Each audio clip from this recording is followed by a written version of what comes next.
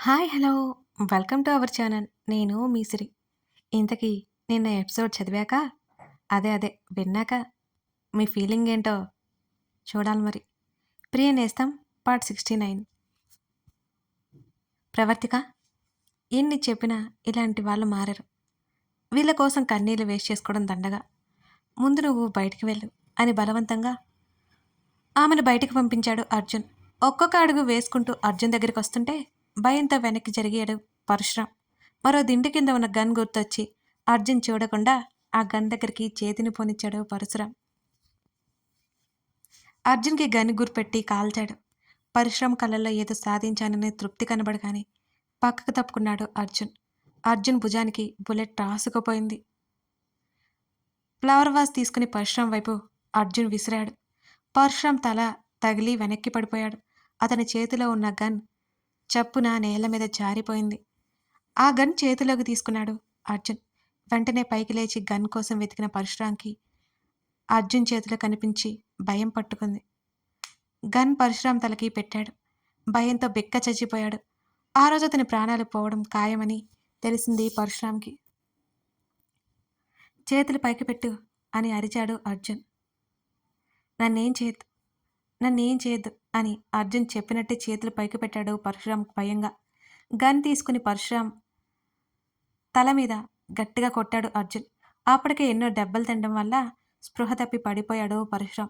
Bedsheet చించేసి Parashuram చేతులు కాళ్ళు కట్టేశాడు అర్జున్. అర్జున్ చెప్పిన గది వైపుకి వెళ్ళింది ప్రవర్తిక. అక్కడేవో ఫైల్స్, డాక్యుమెంట్స్ అన్నీ ఉన్నాయి. ఆ గదిలో నుంచి బయటకు వచ్చి మరో గదిలోకి వెళ్ళింది ప్రవర్తిక. మసక వెలుతురులో బెడ్ మీద పడుకుని కనిపించింది నీలిమ. అమ్మా అంటూ లైట్ ఆన్ చేసింది ప్రవర్తిక. ఉలిక్కిపడి లేచింది నీలిమ. కూతురి గొంతు వినిపించగానే, ఎదురుగా కూతురు కనబడగానే బెడ్ మీద నుంచి కిందకి దిగి ఆతృతగా కూతురు దగ్గరికి వచ్చి హత్తుకుంది నీలిమ. కన్నీళ్లు పెట్టేసుకుంది. అమ్మా అంటూ తల్లిని పట్టుకొని ఏడ్చింది ప్రవర్తిక. బుజ్జమ్మ, నువ్వు నువ్వు ఇక్కడ ఇక్కడ అని ఆశ్చర్యంగా అడిగింది నీలిమ. అవన్నీ తర్వాత మాట్లాడతానమ్మా, ముందు బయటికి రా అని అంది ప్రవర్తిక. మీ నాన్న ఈ గదిలో నుంచి బయటికి రావద్దన్నాడు తల్లి. ఇక్కడికి ఎందుకు తీసుకొచ్చాడో నాకు అర్థం కాలేదు అని నీలిమ చెబుతుంటే తన తల్లికి ఇంకా ఏమీ తెలియదని అర్థమైపోయింది. తన తండ్రి ఏమీ చెప్పలేదైతే. అంతేకాకుండా తన తల్లిని మోసం చేశాడని కూడా ప్రవర్తికకి బాగా అర్థమైపోయింది. నాన్న కూడా ఉన్నారు రామ్మ అని నీలిమని తీసుకుని బయటికి వచ్చేసరికి అర్జున్ ఎదురయ్యాడు ప్రవర్తికకి. మీరు బాగానే ఉన్నారా అని నీలిమని చూస్తూ అడిగాడు అర్జున్. అర్జున్ ఎందుకలా అడుగుతున్నాడో నీలిమకి తెలియకపోయినా, బావున్నాను బాబు, ఈ సమయంలో ఇక్కడికి ఎందుకు వచ్చారు మీరు అని అయోమయంగా అడిగింది నీలిమ. అర్జున్కి కూడా అర్థమైపోయింది ఆవిడకి ఏం తెలియదని. పరశురాం నిజస్వరూపం ఆమెకి ఇంకా అర్థం కాలేదని కూడా. అదంతా తర్వాత చెప్తాను, మీరు ఇక్కడే ఉండండి, నేను ఇప్పుడే వస్తాను అని ప్రవర్తిక ఓపెన్ చేసిన మరో రూమ్ దగ్గరికి వెళ్ళాడు అర్జున్. ఆ గదిలో డాక్యుమెంట్స్ అయి ఉన్నాయి కదా. బుజ్జమ్మ, అసలు ఏం జరుగుతోంది, ఇంత రాత్రి వేళ వెళ్ళడం ఏంటి అని కంగారుగా అడిగింది నీలిమ. అమ్మా, అవన్నీ నేను ఇంటికి వెళ్ళాక నీతో చెప్తాను అని అంది ప్రవర్తిక. మరో 10 నిమిషాల తర్వాత అర్జున్ ఆ గదిలో నుంచి కొన్ని డాక్యుమెంట్స్ మరియు కొన్ని ఫైల్స్ తీసుకుని బయటికి వచ్చి తాళం వేశాడు. నీలిమ ఉన్న రూమ్కు కూడా అర్జున్ తాళం బిగించాడు. నీ ఫోన్ ఎక్కడా అని ప్రవర్తికని అడిగాడు. ఎక్కడున్నా గుర్తు చేసుకుని గదిలోనే ఉన్నట్టుందండి అని అంది చిన్నగా. ఇవి తీసుకో అని ఆ ఫైల్స్ ఆమెకిచ్చి గబగబా పై గదిలోకి వెళ్ళి ఫోన్ తీసుకుని బయటకొచ్చాడు. పదండి, ప్రవర్తిక చేతిలో ఉన్నవి అందుకుంటూ అన్నాడు అర్జున్. ఆయన, బుజ్జమ్మ, మీ నాన్న అని ఇద్దరిని చూస్తూ అడిగింది నీలిమ. ఏం చెప్పాలో తెలియక అర్జున్ వైపు చూసింది ప్రవర్తిక. కళ్ళతోనే సైగ చేశాడు అర్జున్. అలాగే అన్నట్టు తల ఊపి, మనం ముందు వెళ్దాం పదమ్మా, నాన్నని ఆయన తీసుకొస్తారు అని అంది ప్రవర్తిక. అలాగే అన్నట్టు తల ఊపి వాళ్ళతో పాటు కిందకు బయలుదేరింది నీలిమ. హాల్లో పడుకునున్న అమ్మాయి లేచింది. ఆ అమ్మాయిని చూడగానే భయంతో అర్జున్ చేతిని పట్టుకుంది ప్రవర్తిక. అర్జున్ సర్ది చెప్పడానికి అన్నట్టు ముందుకి అడుగులు వేస్తుంటే, నన్ను కూడా మీతో తీసుకెళ్తారా అని బేలగా అడుగుతున్న ఆ అమ్మాయిని చూసి షాక్ అయ్యారు ఆ ముగ్గురు. ప్రవర్తిక, అర్జున్ ముఖముఖాలు చూసుకున్నారు. నువ్వు కూడా మాతో రా. ఆ అమ్మాయి చేతిని పట్టుకొని బయటకొచ్చారు. బయటంతా పడిపోయి ఉన్న వాళ్ళని చూసి ఇంకా భయం మొదలైంది నీలిమలో. అసలేం జరుగుతుంది ఆమెకు అర్థం కాలేదు. ఇద్దరు బయటకొచ్చి అర్జున్ జీప్ దగ్గరికొచ్చాడు పూర్తిగా. జీప్ స్టార్ట్ చేసి ఏదో గుర్తుకు వచ్చిన వాడిలా జీప్ దిగాడు. ఏమైందండి? ఆయన వైపు చూసింది ప్రవర్తిక. తనకి హెల్ప్ చేసిన ఆ పెద్దాయన గురించి చెప్పి ఇక్కడ ఉంచేస్తే చంపేస్తారేమో అని అన్నాడు అర్జున్. వాళ్ళు మనం పిలవగానే వస్తారా అండి అని అంది ప్రవర్తిక. అదే తెలియట్లేదు నాకు. అర్జున్ ఆగిపోయాడు సంశయంగా. ఆయన్ని మన గురించి అడిగితే తెలీదు అంటాడు కదా. మనం ఎవరమో చెప్తే కంగారు పడతారేమో అని అంది ప్రవర్తిక. వాళ్ళు మనుషులే కాదు, ఏం చేయాలో తెలియట్లేదే అని అర్జున్ అంటుండగానే అక్కడికి పోలీస్ జీప్ వచ్చి ఆగింది. అందులో నుంచి ముగ్గురు దిగారు. రూమ్ కీస్ ఇచ్చి ఏ రూమ్ అనేది చెప్పాడో అర్జున్ వాళ్ళకి. ప్రవర్తికకి అర్థమైంది తన తండ్రిని తీసుకెళ్ళడానికి వచ్చిన పోలీసులని వాళ్ళు. వాళ్ళు వస్తారనుకోలేదు అర్జున్. ఆ పెద్దాయన గురించి దిగిలిపోయింది అర్జున్కి. ఇక ఆ పోలీసులతో పాటు అర్జున్ వచ్చి ప్రవర్తికని తీసుకెళ్ళినట్టు అనుకోవాలనేది అతని ప్లాన్. థ్యాంక్స్. పోలీస్ ఆఫీసర్ని హత్తుకుని దూరం జరిగాడు అర్జున్. ఇట్స్ ఓకే సార్, ఇది మా డ్యూటీ అని నవ్వి వాళ్ళు ఆ ఇంట్లోకి వెళ్ళిపోయారు. పదండి. ఆ అమ్మాయి నీలిమ వెనక కూర్చున్నారు. అర్జున్ పక్కనే కూర్చుంది ప్రవర్తిక.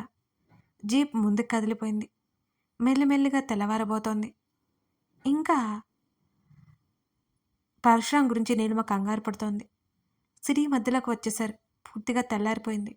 నేరుగా తన అపార్ట్మెంట్ ముందు జీప్ ఆపాడు. అందరూ దిగి ఫ్లాట్ వైపు నడిచారు. బుజ్జమ్మ, ఇప్పటికైనా చెప్పు ఏం జరిగిందో అని అడిగింది నీలిమ. చెప్తానమ్మా, ముందెలరా అని గదిలోకి తీసుకెళ్ళి ఫ్రెష్ అయ్యి రమ్మని చెప్పి బయటకొచ్చింది. ఆ అమ్మాయి అక్కడే నిలబడి ఉంటే నీ పేరేంటి అని అడిగింది ప్రవర్తిక. అక్షర అండి అని వాళ్ళ వైపు భయంగా చూసింది ఆమె. ఎవరు నువ్వు? ఆ ఇంట్లోకి ఎలా వెళ్ళావు అని అడిగింది ప్రవర్తిక. ప్రవర్తిక భుజాల చుట్టూ చేతులు వేసి ఆ అమ్మాయి భయపడుతుంది, కంగారు పెట్టుకో. నేను లోపలికి వెళ్ళి ఫ్రెష్ అవ్వు. ఈ అమ్మాయిని సీతమ్మ దగ్గర వదిలిపెట్టి వస్తాను, తర్వాత అన్నీ అడగొచ్చు అని ప్రవర్తికతో చెప్పాడు అర్జున్. సరే అన్నట్టు తల ఊపిందామె. అర్జున్ ఆ అమ్మాయిని సీతమ్మ దగ్గరికి తీసుకువెళ్ళాడు. అర్జున్ బాబు, ప్రవర్తికమ్మ వచ్చిందా అని సీతమ్మ ఆతృతగా అడుగుతుంటే, వచ్చింది సీతమ్మ, తను బాగానే ఉంది. ఈ అమ్మాయిని నీ దగ్గర ఉండనివ్వు అని అన్నాడు అర్జున్. ఆ అమ్మాయి ఎవరో ఏమో తెలియకపోయినా అర్జున్ చెప్పగానే సరే అని లోపలికి తీసుకెళ్ళింది సీతమ్మ. ఆ అమ్మాయి వాలకం చూసి లోహిత బట్టలిచ్చింది, స్నానం చేసి రమ్మన్నట్టుగా. ఆ అమ్మాయిని ఏమీ అడగలేదు సీతమ్మ. రెడీ అయి వచ్చిన తర్వాత రెస్ట్ తీసుకుని వంట చేయడానికి లోపలికి కిచెన్లోకి వెళ్ళింది. అక్కడి నుంచి బయటపడిన తర్వాత ప్రశాంతంగా అనిపించింది అక్షరకి. అలా పడుకోగానే కళ్ళు మూసుకుపోయాయి ఆమెకి. ప్రవర్తిక ఫ్రెష్ అయి వచ్చేసరికి విండో నుంచి బయటకు చూస్తూ సీరియస్గా కాల్ మాట్లాడుతూ కనిపించాడు అర్జున్. అతను కాల్ మాట్లాడే అంతవరకు ఆమె వేచి చూసింది. జాగ్రత్త, తర్వాత చేస్తాను అని కాల్ కట్ చేశాడు అర్జున్. అర్జున్ని వెనక నుంచి హత్తుకుంది ప్రవర్తిక. అతని ఛాతీ మీదుగా ఉన్న ఆమె చేతి మీద చేయి వేసి మెల్లిగా ఆమె నుంచి దూరం జరిగి ఆమె వైపుకి తిరిగాడు. ఆమె చెంప మీద చేయి వేసి బొట్నవేలుతో బుగ్గని నిమురుతూ, నేను వెళ్ళి ఫ్రెష్ అయి వస్తాను, కిచెన్లోకి వెళ్ళి కష్టపడిపోకు, టిఫిన్ ఆర్డర్ పెట్టాను, రెస్ట్ తీసుకో అని అన్నాడు అర్జున్.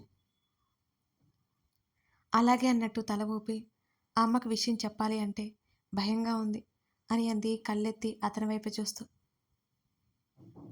తప్పదు కదా, ఎప్పటికైనా చెప్పాల్సిందే, నిదానంగా చెబుతాం, వాటన్నిటి గురించి కంగారు పడకు నువ్వు, అర్థమవుతుందా? సూటిగా ఆమె కళ్ళల్లోకి చూశాడు. అతను వదిలి వెళ్ళలేనట్టుగా అతని ఛాతీ మీద తల పెట్టుకుంది. ఆమె తల వెనుక భాగం నిమిరాడు.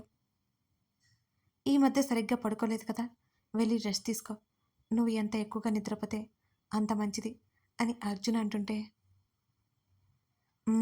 చిన్నగా శబ్దం చేసింది కానీ దూరం జరగలేదు ప్రవర్తిక. ఆమెను 2 చేతులతో లిఫ్ట్ చేసి బెడ్ మీదుగా తీసుకెళ్ళి పడుకోబెట్టాడు అర్జున్. అతని షర్టు కలర్ పట్టుకుంది ప్రవర్తిక, అతన్ని ఎటు వెళ్ళనివ్వకుండా. ఆమె ముక్కు మీద ముద్దు పెట్టి ఫ్రెష్ అయి వస్తాను, చిరాగ్గా ఉంది అని అన్నాడు అర్జున్. ఆమె అతన్ని వదిలేసింది. చిన్నగా నవ్వి బాత్రూంలోకి వెళ్ళిపోయాడు. భుజం దగ్గర గాయాన్ని క్లీన్ చేసుకుని, బ్యాండేజ్ వేసుకుని, ఆ షర్టుని డస్ట్‌బిన్‌లో పడేసి, స్నానం చేసి బయటికి వచ్చాడు అతను. అర్జున్ వచ్చేసరికి మెడ కింద చేతిని మడిచిపెట్టుకొని, వెల్లెలికలా పడుకొని నిద్రపోతోంది ప్రవర్తిక. అమాయకంగా ఉన్న ఆమె ముఖాన్ని తనివి తీరా చూసుకుని, ఆమె నుదుటిన చిరుముద్దు పెట్టి, పక్కన కూర్చునేంతలో కాలింగ్ బెల్ మోగింది. ఫుడ్ వచ్చిందని అర్థమై బయటికి వచ్చి ఫుడ్ తీసుకుని డైనింగ్ టేబుల్ మీద పెట్టి మళ్ళీ గదిలోకి వచ్చాడు అర్జున్. అప్పటికే టైం 7:30 అవుతోంది. ప్రవర్తిక పక్కన పడుకొని ఆమెనొకసారి గమనించి ప్రణయ్‌కి కాల్ చేశాడు అర్జున్. అప్పటికే టైం 7:30 అవుతోంది. ప్రవర్తిక పక్కన పడుకొని ఆమెనొకసారి గమనించి ప్రణయ్‌కి కాల్ చేశాడు అర్జున్. లోహిత కాల్ లిఫ్ట్ చేసి హలో అన్నయ్య అంది. ఎలా ఉందిరా వాడికి అని అర్జున్ అడిగాడు. టాబ్లెట్స్ వల్ల ఇంకా లేవలేదన్నయ్య. డాక్టర్స్ కూడా ఎక్కువసేపు రెస్ట్ తీసుకోమని ప్రణయ్‌తో చెప్పి వెళ్లారు. తనని కాసేపు ఆగి నిద్ర లేపుతాను అని అంది లోహిత. ఓకేరా జాగ్రత్త మరి అర్జున్ మరీ చెప్పాడు. అన్నయ్య కాల్ కట్ చేయబోతున్న అర్జునే ఆగాడు. ఫోన్ మళ్ళీ చెవి దగ్గర పెట్టుకుని చెప్పు లోహిత అని అడిగాడు. వదిన కోసం వెళ్ళాలి అన్నావు కదా, వదినని చూసావా, మాట్లాడావా? లోహిత గొంతుతో ఆతృత స్పష్టంగా తెలుస్తుంటే ప్రవర్తిక వచ్చింది, తీసుకొచ్చేశాను. ఈ విషయం, ఈ వార్త చెప్పు వాడిని. కంగారు పడొద్దని చెప్పు. నువ్వు కూడా హాస్పిటల్ దాటి బయటికి వెళ్ళకు. అంకుల్ ఆంటీకి కూడా చెప్పు వెళ్ళొద్దు అని. మేము ఈవినింగ్ వస్తాం అని అన్నాడు అర్జున్. మీరెందుకన్నయ్య? వద్దు, వదినని జాగ్రత్తగా చూసుకో. ఇంకా 4-5 డేస్‌లో డిశ్చార్జ్ చేస్తారంట. మేము వచ్చేస్తాం అని గబగబా చెప్పింది లోహిత. నువ్వు కంగారు పడకురా, ఏం కాదు. వీలుంటే ఈవినింగ్ వస్తా, లేకపోతే రేపు మార్నింగ్ వస్తాం, సరేనా? కంగారు వద్దని సర్ది చెప్పాడు అర్జున్ లోహితకి. సరే అన్నయ్య, వదిన జాగ్రత్త. ఆమె మరీ మరోసారి చెప్పి కాల్ కట్ చేసింది లోహిత. ఆ మిత్రాస్ విల్లాలు తెచ్చిన డాక్యుమెంట్స్ అన్నీ ఒక్కొక్కటిగా చెక్ చేసాగాడు అర్జున్. అందులో ఉన్నవన్నీ ఆర్గాన్ ట్రాన్స్ప్లాంటేషన్ జరిగిన వాళ్ళ డీటెయిల్స్. ఒక్కొక్కటి చూస్తుంటే అర్జున్ షాక్ అయిపోయాడు. ముఖ్యంగా అందులో ఉన్న ఏ ఒక్కరికి పేరెంట్స్ లేరు. కొందరు అనాథలు. మరికొందరు కుటుంబాలను పోగొట్టుకున్న వాళ్ళే ఉన్నారందరూ. మైండ్ బ్లాక్ అయిపోతుంది అర్జున్‌కి అదంతా చూస్తూ ఉంటే. చాలాసేపటి వరకు అదే చెక్ చేస్తూ ఉండిపోయాడు అతను. వాళ్ళ లిస్టులో ఉన్న అనాథ ఆశ్రమాలన్నీ అర్జున్ చూశాడు. అదర్ స్టేట్‌లో ఉన్న వారి వివరాలు కూడా అందులో ఉన్నాయి. ఆ లిస్టులో ఉన్నవాళ్ళు ఏదో ఒక కారణం చేత చనిపోయిన వాళ్ళే ఉన్నారు. అందులోనూ వాళ్ళందరూ 30 సంవత్సరాల లోపు వాళ్ళని గమనార్హం. ఆ డీటెయిల్స్ సగం చూడగానే 8 గంటలైపోయింది అర్జున్‌కి. అవి పక్కన పెట్టి ప్రవక్తకని పిలిచాడు. మరోవైపు తిరిగి పడుకుంది ఆమె. నిద్రలేని కారణంగా. అసలే ఆమె ప్రెగ్నెంట్. తినకుండా పడుకుంది అని అర్జున్ బాధ. నిద్రపోతున్న ఆమెని లేపబుద్ధి కాలేక మరోవైపు ప్రెగ్నెంట్ అని లేపాలి అని కొంతసేపు తర్జన భర్జన పడ్డాడు అర్జున్. ప్రవర్తిక ఆమె వైపుకు వంగి ఆమె భుజం మీదుగా ఆమె ముఖంలోకి చూశాడు అతను. అందే కానీ ఆమె కళ్ళు తెరవడానికి ఇష్టపడలేదు. చూడలేదు. ఆమెకి నిద్ర లేవాలి అనిపించట్లేదు మరి. ఆమె చెంప మీద చేయి వేసి చిన్నగా నిమురుతూ టిఫిన్ టైం అయిపోయింది, లేవరా, తిన్న తర్వాత నీ ఇష్టం సేపు పడుకో అని ఆమె మెడ మీద ముద్దు పెడుతూ అన్నాడు. అటు ఇటు కదిలి ముడుచుకుపోయింది. ఆమెను వెనక నుంచి హత్తుకుంటున్నట్టుగా పడుకొని ఆమె బొజ్జ మీద నిమిరాడు. తన బేబీకి తన స్పర్శ తెలిసేలా చేస్తున్నట్టు అతను ఫీల్ అయిపోయాడు. నిద్రలోనే చిన్నగా నవ్వుకుంటూ ఉంది ప్రవర్తిక. ఫ్లాట్గా ఉన్న ఆమె పొట్ట తడిమి మెల్లిగా ఆమె నాభి చుట్టూ రాయడం మొదలుపెట్టాడు.